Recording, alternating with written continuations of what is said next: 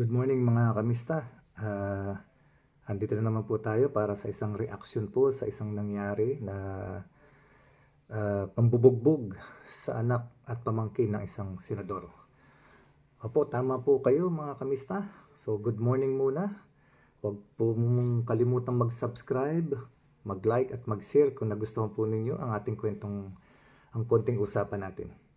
So anyway mga kamista, so itutuloy na po natin. At ito nga pong nangyari kahapon, Sabado, ng gabi yata. Nabugbog po ang pamangkin at anak ni Senator Jinggoy Estrada. Nako, hindi maganda ito mga kamista kasi hindi ito nakakatuwa. Unang-una, hindi ko mo anak ng politiko ito. Mapasenador, anak man ng senador o politiko o ng kahit sinong mayaman o kahit ordinaryong tao.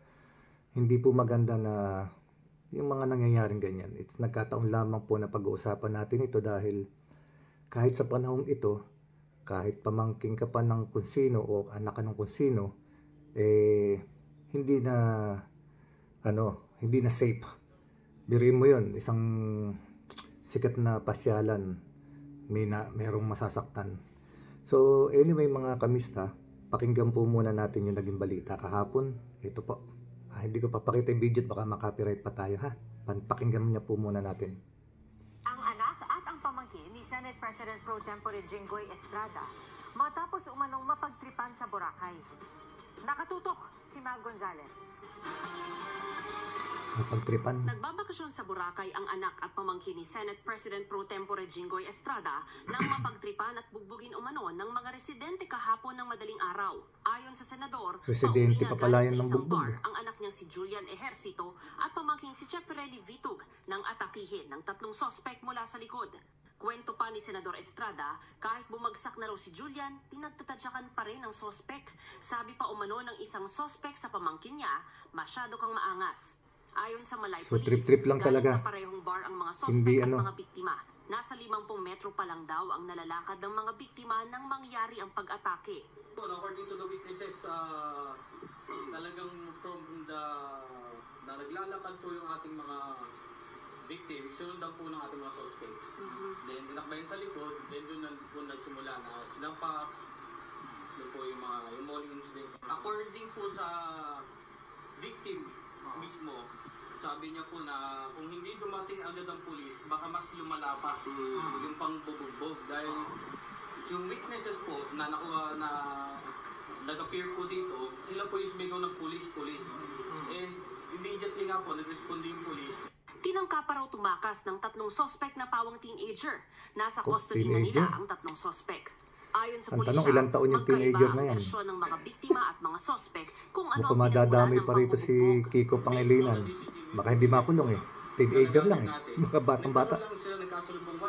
Opo, nagkasalubungan. Tinginan lang kasi. Tinginan po eh. Doon po sila medyo nagkasalubungan sa same bar po. Same bar. Sa loob. Then nung lumabas na mga victim, sunundan naman ang mga suspect. Sabi ni Senador Estrada, wala namang komprontasyon o pag-uusap sa pagitan ng mga biktima at mga sospek sa loob ng bar. Kaya tingin nila na pagtripan lang ang mga biktima.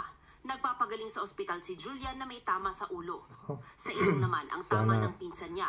Safe yung bata. Kahapon nagpunta si Estrada sa Boracay at nagsampa ng reklamong physical injury sa mga sospek. Aniya, walang magulang o kaanak na gustong mabiktima ng walang saysay na pananakit ang mahal niya sa buhay sa isang lugar na dapat ligtas. Umaasa raw si Estrada na iimbestigahan itong mabuti ng mga otoridad para makamit ang hustisya. Sinusubukan pa ng GMA Integrated News kunin ang panig ng mga sospek. Para sa GMA Integrated News, Mav Gonzales, nakatutok, 24 oras. Okay, shout out po muna dun sa GMA Network. Sa kanila pong balita, yung pinakinggan natin balita na yan. Courtesy po nila yung yung napanood nating news, today. So ito na mga kamista. Nakakalungkot kasi biruin mo, kahit anak ka ng senador ngayon, pwede ka na mabugbog. Wala na talagang kinatatakutan ng mga tao. Pero ang tanong lang dito, kung alam kaya nilang anak ng senador yung bubugbugin kaya nila, pagtitripan kaya nila yon. 'Di ba, mga kamista? Yun ang realidad ngayon ng sitwasyon natin. Masyado ng mga maiinit ang kabataan natin.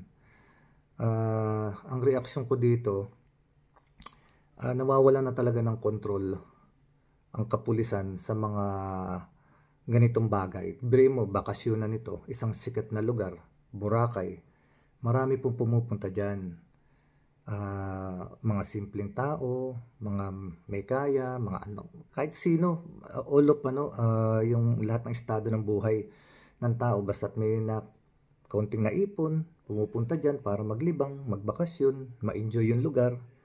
At ganun din yung mga taga-ibang bansa, kasi isa sa mga magagandang puntahan talaga sa Pilipinas, bakasyonan. At sikat na sikat din sa labas ng bansa ay itong Boracay. So kung mananatili na mayroong ganyan, o baka naman mayroong ganito talaga nangyayari dyan sa Boracay noon pa, na hindi lang nababalita kasi hindi naman anak ng senador yung nabugbog at ordinary person lang. So yun ang masakit nun, mga kamista. Pero ito is eye-opener ito para sa mga otoridad natin sa namamahala ng Boracay. Kasi yan, Boracay is destination talaga para sa mga taong gusto maglibang at mag-unwind. Sana magkaroon ng mga visibility na tao, na pulis nandiyan, yung visible po talaga. Hindi lang pulis, mga barangay tanod na naka-uniforme na nagro-robing talaga. Kasi sa pamamagitan ng ganoong paraan, kung may makikita ang mga katulad yan, yung mga trip-trip na yan, yung mga tao mahilig mag-trip, yung sabihin na natin may pagkakupal, yung mga mokong, magdadalawang isip sila. Kasi kung nagro-robing ang pulis, sabihin na natin every 2 blocks may pulis. Kasi sa Japan, every 2 blocks po talaga may naglalakad ng 2 pulis. How much more dito pa sa Pilipinas na pasyalan nyo, maliit na lugar lang yun, dapat meron talaga silang robing na pulis at mga barangay tanod na naka-uniforme, na visible, lalong-lalo na pagkaganyang oras ng gabi na marami nang nakainom. So mga kamista, sana dahil sa nangyaring ito, mabigyan na ng pansin talaga yung safety rin ng mga nagpupunta roon. At kay Senator Jinggoy Estrada, siyempre masakit talaga yun. Magulang yun eh.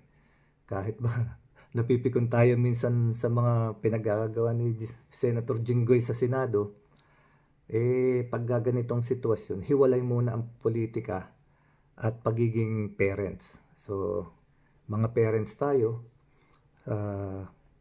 suportahan natin yung isang parents na katulad ni Senator Jinggoy na nasaktan din ang kalooban dahil sa nangyari sa kanyang anak. At walang magulang talaga napapayag na masaktan ang kanyang anak, mga kamista, di po ba? So sana po matigil na yung ganyang nangyayari. Hindi isolated case ito siguro baka hindi lang nangyari ito ngayon, nangyari na ito noon pa, pero hindi lang nababalita nga dahil hindi popular yung nabugbog. Sa tingin ko lang Kaya mga kamista, ano sa tingin nyo? Ano lang ito? Isolated case ba ito? Or marami nang nangyayaring ganyan di sa Boracay? So it's high time para sa mga kapulisan. Naku, kawawa tong 3 nambugbog na to, sinampahan na ng kaso. Ang problema, minor. Sabi teenager daw Kung ito ay minor, hindi ito makukulong. Baka painumin lang to ng gatas dyan sa DSWD, hindi maghihimas rehas ito. Kasi may batas tayo naku. Senator Kiko Pangilinan, damay ka dito. Pag ito minor. Hindi dapat ganun Kailangan maturuan ng leksyon itong mga ganitong nagtitrip-trip. Iinom pagkatapos mananakit ng ibang tao. Hindi tama. At sa mga kapulisan dyan sa Boracay at sa mayor ng Boracay, high time na po ito para ayusin ninyo. Isang sikat na tao na rin yung nadali. Alam ko, sa tingin ko ramdam ko lang, imposibleng walang nangyayaring ganyan sa Boracay na noon pa. Sa tingin ko hindi lang nababalita dahil mga nasasaktan o nadadali noon is mga anak lang ng hindi kilalang tao. Pero this time, pumutok, may balita dahil anak na senador. So mga kamista, hanggang dito na lamang at kung may comment kayo sa tingin nyo, ano nangyari? O kasi hindi pa naman natin nakukuha yung side ng kabilang panig kung ano ba talaga. Kasi magkaiba nga daw ang kwento. Pero sa mga darating na araw, malalaman natin ang kwento ng both side dyan. So sa ngayon, ang kwento is napagtripan lang. Hindi maganda. Pangit yung ganyang bagay na pinagtitripan na lang yung mga pumupunta dyan. Mahirap yun. Kailangan mawala yung ganyang sistema o kultura ng mga kabataan ngayon. Masyado mapupusok. Nangungursunada na lang basta-basta. Hari nawa. At yung anak ni Senator Jinggoy pamangkin, okay naman. Hindi sila yung napinsala yung ulo nila. So hanggang dito lang mga kamista. At hanggang sa muli. Comment lang po. Maraming salamat. Good evening muli sa inyo lahat.